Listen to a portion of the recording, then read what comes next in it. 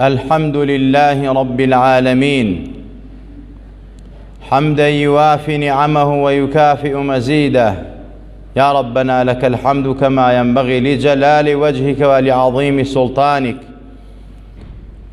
اللهم فصل وسلم وزد وبارك على منبع الأنوار سيدنا محمد الحبيب المختار وآله الأبرار وصحابته الأخيار، صلاة تحفظنا بها من شر الأشرار وكيد الفجار وفتن الليل والنهار. إيمان داران، سلامي خواي قورتان لسر بي. خواي تبارك وتعالى لتأبارينوا لقناه تاواني همولايك مان خوش بيت، عاقبت مان بخير بيري، زبان مان لسر ذكر ياد خود پاراوكي. غيبت كردنو باس كردني خلقي چون بناو ناموسی خەڵکیە یەکێکە لەو تاوانە قێزەونانە لەو هیلاک بەرانەی زبان بەڕاستی ئینسان لە دنیا و لە قیامەتە سووک و ڕسوا ئەکات و خوای تەبارەک وتەعالە ئینتیقامی زۆر توندی لێ ئەسێنێت. ئازیزان و خۆشەویستان، غەیبەتکردن، باسکردنی خەڵکی لەوە چێ من و تۆ بە ئاسانی سەیریکەین و ڕۆژانە باسی خەڵک بکەین، تانە و تەشەر لە خەڵک بدەین و غەیبەتی خەڵک بکەین. غەیبەت چییە؟ لە پێغەمبەری خوایان پرسی صلی الله عليه وسلم. پێغەمبەری خوا فەرمی ئەتەدرون ما الغەیبەت؟ ئەزانن غەیبەت چییە؟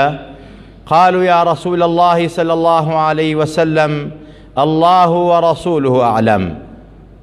خۆشەویستانی پێغەمبەر فەرمویان خوا و پێغەمبەری خوا ئازانێ. پێغەمبەری خوا فەرمی صلی الله عليه وسلم ذكرك أخاك. پێغەمبەری خوا فەرمی صلی الله عليه وسلم غەیبەت ئەوەیە کەوا تۆ ذكرك أخاك بما يكره، باسکردنی براکەتە خوشەکەتە بە شتێکەوە پێی ناخۆشە، پێی قەڵس ئەبێ و پێی بێتاقەت ئەبێ. کەواتە عولەما و زانایان فەرموویانە غەیبەتکردن بەڵێ بە زبان ئەکرێ، بەڵام هەندێک جار بە ئاماژە و بە ئیشارەت ئەکرێ، بە چاو هەڵتەکاندنی ئەکرێ، بە دەست ڕاوەشانی ئەکرێ. بۆیە بەڕاستی غەیبەتکردن کارێکی ئاسان نییە، لە ئیسلامە بەکاری قورس دانراوە، چونکە خوای تەبارەک وتەعالە ئەفەرمێت لەبارەی ئەوانەوە کە غەیبەت ئەکەن، باسی خەڵکەکەن، زبانیان شڕە بەرامبەر بە خەڵک و ناموسی خەڵکی، زبانیان ناگرن. خوای تەبارەک وتەعالە لە قورئانی پیرۆزدا زۆر بە قێزەون باسی کردوون و حتا ئەفەرمێت ئەو کەسانەی کەوا باسی خەڵکی ئەکەن ئەوە گۆشتی برای خۆیان بە مردووی ئەخۆن، گۆشتی برای خۆیان بە مردووی ئەخۆن.